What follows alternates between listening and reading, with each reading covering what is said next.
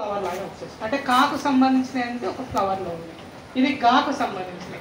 మగ్గం, మొగ్గ, బిగ్గర, మచ్చ, నిచ్చెన, పచ్చడి, బచ్చలి, ఈ విధంగా జాకు జావొత్తు, టాకు టావొత్తు, ఇట్లా బిడ్డ, లడ్డు, గడ్డం, తాకు తావత్, అత్త, చెత్త, నత్త, ఇట్లా అన్నీ మనకు ఒత్తు అంటే అదేనికి అదే ఒత్తు వచ్చే పదాలు. ఆ విధంగా అట్రాక్షన్ కోసమే ఈ ఫ్లవర్గా తయారు. మామూలుగా టేబుల్ వేసి రాయొచ్చు, పిల్లాడు అంత పట్టించుకోడు. ఏదో కలర్ఫుల్ ఉందని దగ్గరకు వస్తాడు, చూస్తాడు, ఇదేముంది, అరే సేమ్ ఉంది కదా, కావత్తు సేమ్ ఉంది, కా సేమ్ ఉంది అనే విధంగా పిల్లలు మనకు కొద్దిగా ఆకర్షించే అవకాశం ఉంటుంది. ఏం చేసినా ఇన్నోవేషన్ ఉండాలి, అప్పుడే పిల్లలు మనకు అట్రాక్ట్.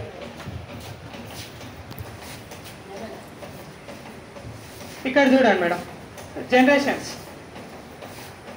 కూతురు, కొడుకు, తల్లి, తండ్రి, నాయన, అంటే ఒక ఫ్యామిలీలో ఎవరెవరు ఉంటారు, వాళ్ళ జనరేషన్ ఏంది. ఇది మామూలుగా రాయొచ్చు, కానీ ఒక చెట్టు ఆకారంలో వేస్తే వంశవృక్షం లాగా. వంశవృక్షంలో తాత ఉంటాడు, తర్వాత నాన్న ఉంటాడు, తర్వాత మనం ఉంటాం. ఈ విధంగా ఒక కాన్సెప్ట్. పిల్లలకు కావాల్సింది ఇన్నోవేషన్, వెరైటీ, అట్రాక్ట్ చేసుకోవడానికి కలర్ఫుల్ ఉండాలి, కంఫర్ట్ ఉండాలి. మనకు కావాల్సింది లో కాస్ట్, నో కాస్ట్. మరి ఏదో వేలకు వేలు పెట్టి చేయలేం కదా, ఉన్న దానిలోనే ఒక కలర్ఫుల్గా ఈ విధంగా పదాలు మనం చూపించవచ్చు.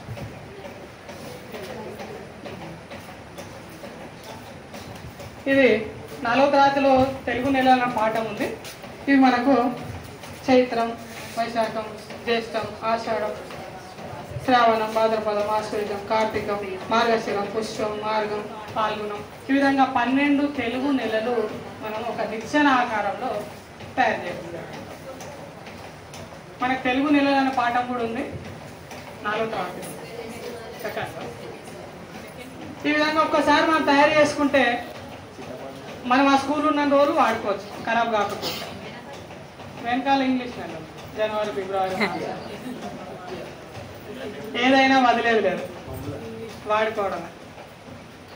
ఈ విధంగా మనం పిల్లలకు మనం లేకున్నా కాన్సెప్ట్ అనేది అర్థమవుతుంది. ఆ పాఠం తీయంగానే దీని దగ్గర పోతే పిల్లలు చేయగలరు.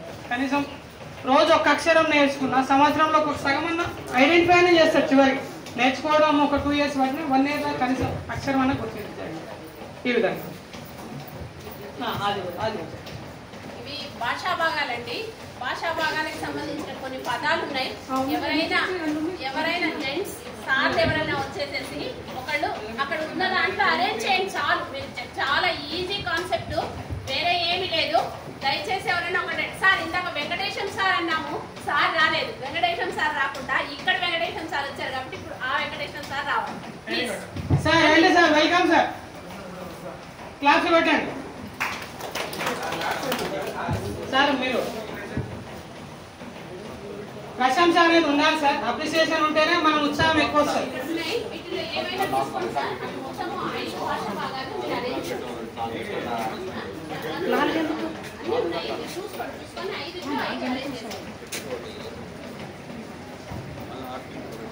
చెప్పుకుంటూ ఇవ్వండి సార్. సార్ చెప్పుకుంటూ పెట్టండి సార్. మేడం సార్ ఒక చిన్న చెప్పుకుంటూ పెట్టమనండి. 4 ఉన్నాయి షీట్లు, 4 కోసం అంటే ఒకటి అక్యూటెన్సీ, తర్వాత ఒకటి మాడ్యూల్, ఇంకేదో పెన్ను పేపరు, బుక్ కోసము, రిజిస్టర్ కోసము, ఈ 4 సైన్లు పెట్టాలి. పెట్టాలంటే పెట్టండి సార్, చెప్పుకుంటూ పెట్టండి సార్. మీరు అది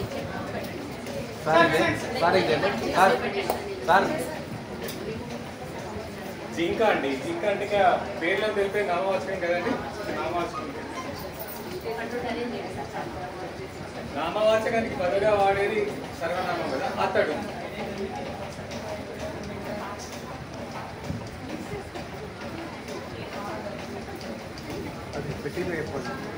క్రియ అండి, ఇది ఆడుకున్నాడు పని కదండి.